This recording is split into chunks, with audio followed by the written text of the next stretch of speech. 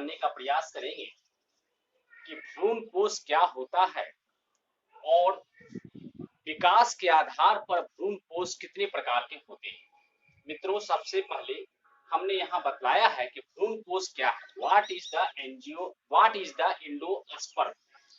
तो देखें, angiospermic plant आवृतबीजी पौधे में वेजिटेटिव फर्टिलाइजेशन अर्थात वर्धी या कायिक निषेचन के उपरांत एंडोस्पर्म का निर्माण होता है। एंडोस्पर्म भ्रूण कोष एक न्यूट्रिटिव टिश्यू है। यह फीमेल गैमेटोफाइट मादा युग्मकोद्भिद है। ठीक है, ये ध्यान रखेंगे कि आपका जो एंजियोस्पर्मिक प्लांट होता है, उस एंजियोस्पर्मिक प्लांट में वेजिटेटिव फर्टिलाइजेशन होने के बाद ही एंडोस्पर्म का निर्माण होता है, जो कि हम आपको फर्टिलाइजेशन के टॉपिक में पढ़ाए हैं। दूसरा हमने लिखा, भ्रूण कोष एम्ब्रियो के विकास के दौरान पोषण देने का काम करता है। तीसरा मैंने लिखाया, यह मुख्यतः ट्रिप्लॉइड यानी त्रिगुणित होता है, 3n। ट्रिप्लॉइड जब रहेगा तो 3n से इसको हम लोग डिनोट करेंगे। ओइनोथेरा टाइप के भ्रूण कोष में केवल एक केंद्रक होता है। यह निषेचन के बाद 2n डिप्लॉइड भ्रूण कोष बनाता है। पैपिरोनोमिया टाइप के भ्रूण कोष में 8 ध्रुवीय केंद्रक होते हैं, जो निषेचन के बाद 9n भ्रूण कोष बनाने का काम करते हैं। भ्रूण कोष मेल गैमीट में जीन के प्रभाव को दिखाता है। इस घटना को जीनिया कहते हैं और एंडोस्पर्म का निर्माण न्यूसेलस बीजांडवृंत के डीजनरेशन से होता है। ये आपका एंडोस्पर्म के बारे में ब्रीफली नॉलेज था। अब इसके बाद हम लोग पढ़ेंगे कि टाइप्स ऑफ एंडोस्पर्म अर्थात भ्रूण कोष के प्रकार कितने होते हैं। तो हम लोग यहाँ पर देखेंगे कि भ्रूण कोष के 3 प्रकार होते हैं और कैसे उनकी रचनाएं होती हैं, बनावट होती है, वो जानने का हम लोग पढ़ेंगे।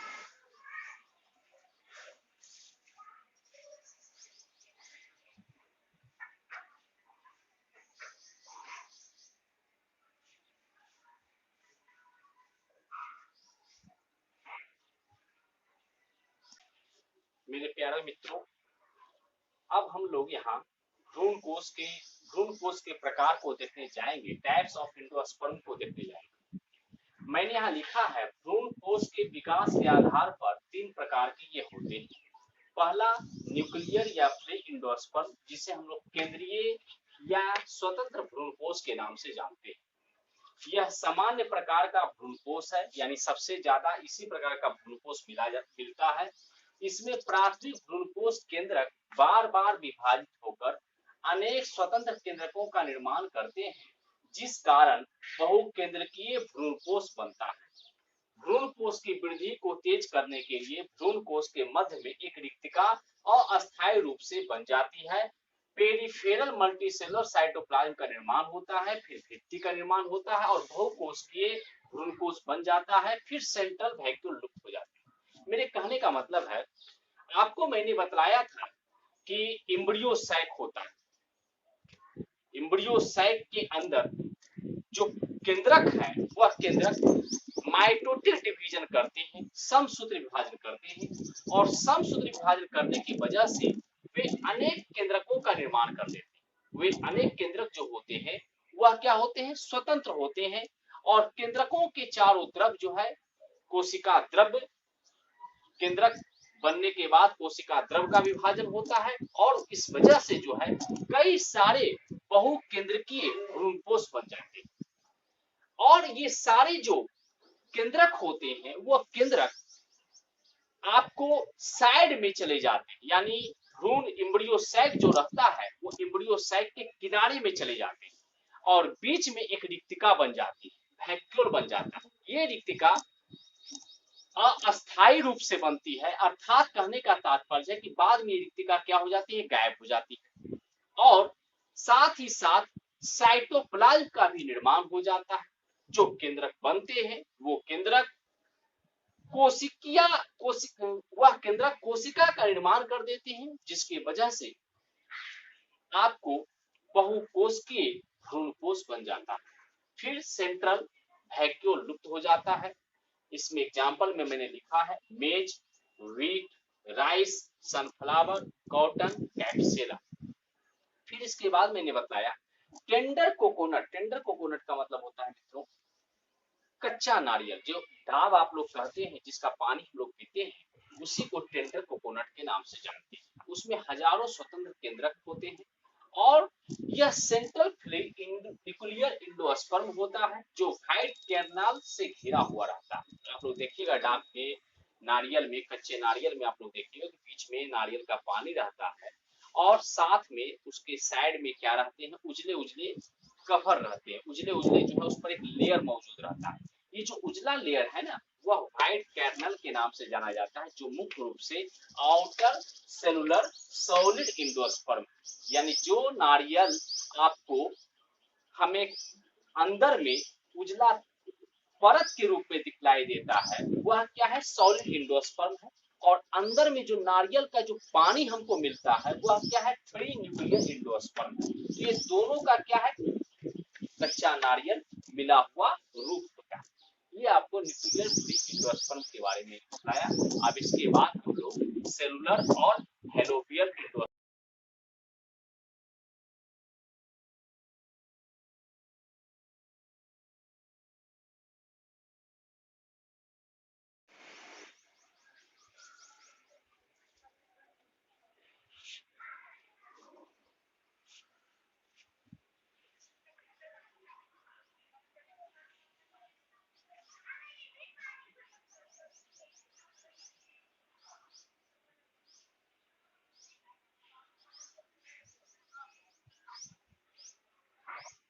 मित्रों, अब हम न्यूक्लियर एंडोस्पर्म के बाद सेलुलर एंडोस्पर्म और हेलोबियल एंडोस्पर्म के बारे में जानकारी लेने का प्रयास करते हैं। सेलुलर एंडोस्पर्म अर्थात कोशिकीय भ्रूणकोश, इसमें प्रारंभ से ही प्रत्येक केंद्रक के विभाजन के बाद तुरंत कोशिका द्रव्य भी विभाजित हो जाता है। बनने वाला सभी केंद्रक के बीच में भित्ति का निर्माण होता है। शुरुआत से ही भ्रूणकोश कोशिकीय हो जाता है, अंततः बहुकोशिकीय भ्रूणकोश उत्तक बन जाता है। देखिए, ये शब्द जो हम बतला रहे हैं ना, ये सारे शब्द, कोशिका द्रव्य क्या है, कैसे केंद्रक बढ़ता है, कैसे भित्ति का निर्माण होता है, ये सारे आपको सेल डिवीजन में पढ़ने के।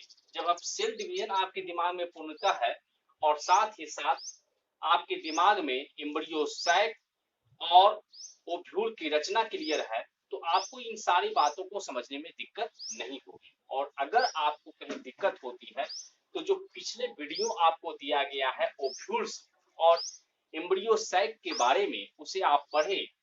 और साथ ही साथ कोशिका का विभाजन कैसे होता है, माइटोटिक डिवीजन, समसूत्री विभाजन और मियोटिक डिवीजन क्या है, अर्धसूत्री विभाजन क्या है, उसके बारे में जानकारी आप लेने का प्रयास कीजिएगा।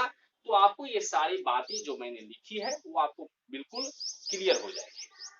तीसरा मैंने लिखा हेलोबियल एंडोस्पर्म माध्यमिक भ्रूणकोश। इसमें प्राथमिक भ्रूणकोश केंद्रक के विभाजन के तुरंत बाद कोशिका द्रव्य विभाजित होकर दो असमान कोशिका बनाता है। जब इसमें कोशिका द्रव्य का विभाजन पहले होता है, एक बात ध्यान रखिए, पहले किसी भी कोशिका विभाजन में पहले क्या होता है, कैरियोकाइनेसिस होता है, जिसमें केंद्रक का विभाजन होता है। एक आपको केंद्रक विभाजित हो जाते हैं और विभाजित होकर के दो सिस्टर न्यूक्लियाई, अर्थात आपको क्या कहता है, उसके टूटने से दो सिस्टर न्यूक्लियाई का निर्माण होता है। और सिस्टर न्यूक्लियाई का जब निर्माण हो जाता है, एक केंद्रक जब टूट करके दो सिस्टर न्यूक्लियाई बना देते हैं, तो उसके बाद आपको साइटोकाइनेसिस की क्रिया अर्थात कोशिका द्रव्य विभाजन की क्रिया होती है। और जब कोशिका द्रव्य का विभाजन हो जाता है, तब इसके बाद आपको बीच में सेल के बीच में ग्रुप तैयार होता है और सेल बीच में कंस्ट्रक्शन होते होते सेल दो भाग में बढ़ जाता है। अर्थात कहने का तात्पर्य है कि न्यूक्लियस के चारों तरफ जो है कोशिका द्रव्य के साथ आपको भित्ति का निर्माण हो जाता है, जिसके वजह से एक मदर सेल से दो डॉटर सेल बनते हैं। तो यहाँ मैंने लिखा कि भ्रूणकोश केंद्रक के विभाजन के तुरंत बाद कोशिका द्रव्य विभाजित होकर दो असमान कोशिका बनाता है। एक बड़ा कोशिका होता है जो माइक्रोपाइल की तरफ होता है और एक छोटा कोशिका होता है जो आपको चले जाके होता है। इसके बाद केंद्रक मुक्त रूप से दोनों कोशिकाओं में विभाजित होता है।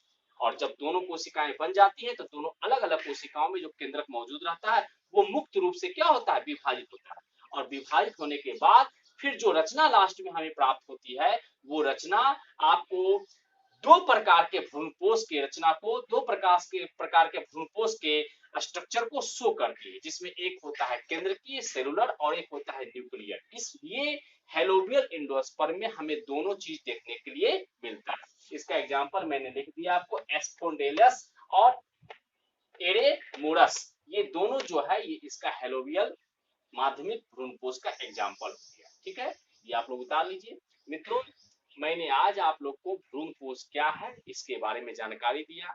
अगले क्लास में मैं आपके बीच बीज क्या होता है, किस प्रकार से बीज का निर्माण होता है और बीज कितने प्रकार के होते हैं ये मैं आपको बतलाऊंगा। और जब ये टॉपिक समाप्त हो जाएगा तो उसके बाद फल के बारे में जितना 12th क्लास में आपको क्वेश्चन एराइज होता है उसको ध्यान में रखते हुए मैं आपको ब्रीफली फ्रूट्स के बारे में बताने का काम करूंगा। और ये सारे सीड्स और फ्रूट जब क्लियर हो जाएंगे इनके बारे में आपको मैं जानकारी दे दूंगा। तो उसके बाद जो मेरा टॉपिक था reproduction in sexual reproduction in flowering plants, इससे संबंधित जो ऑब्जेक्टिव क्वेश्चन होते हैं, एमसीक्यू क्वेश्चन होते हैं, उसको डिस्क्राइब करके एक्सप्लेन करके मैं आपको बतलाने का प्रयास करूंगा। उसमें बहुत सारे एमसीक्यू क्वेश्चन ऐसे रहेंगे जिसमें ऑप्शन जो आपको दिया हुआ रहेगा उसमें एग्जैक्ट ऑप्शन तक हम किस प्रकार से पहुंचते हैं, क्यों दूसरा ऑप्शन उस प्रश्न का जवाब नहीं हो सकता है, या कभी कभार एक प्रश्न के दो जवाब होते हैं लेकिन उसमें ज्यादा सटीक जवाब कौन होगा, ये सारी चीजों के बारे में हम आपको अगले वीडियो में प्रस्तुत करेंगे। लेकिन वह प्रस्तुत करने से पहले मेरा दो टॉपिक इसमें छूटा हुआ है, एक है सीड और एक है आपका फ्रूट, वो दोनों मैं पढ़ाऊंगा। और इसके बाद आपको एमसीक्यू क्वेश्चन जो है फूलों में जनन की क्रिया, लैंगिक जनन की क्रिया, उसके बारे में जो संबंधित प्रश्न है वो मैं आपको बताने जाऊंगा। मित्रों, इसे आप लोग देखें और अगर आपको हमारा वीडियो पसंद आता है तो कृपया अपने मित्रों को भी इससे लाभान्वित करें और जरूर से जरूर सब्सक्राइब करें, शेयर करें और लाइक करें। अगर कहीं क्वेश्चन आपको दिक्कत होती है, कोई क्वेश्चन आपके दिमाग में राइज होता है, कहीं कोई डाउट है, तो कृपया कमेंट सेशन में आकर के आप हमसे प्रश्न को कर सकते हैं। अगले वीडियो में मैं आपके जिज्ञासा को शांत करने का, आपके जो डाउट है उसको क्लियर करने का प्रयास करूंगा। ओके, जय हिंद, जय भारत।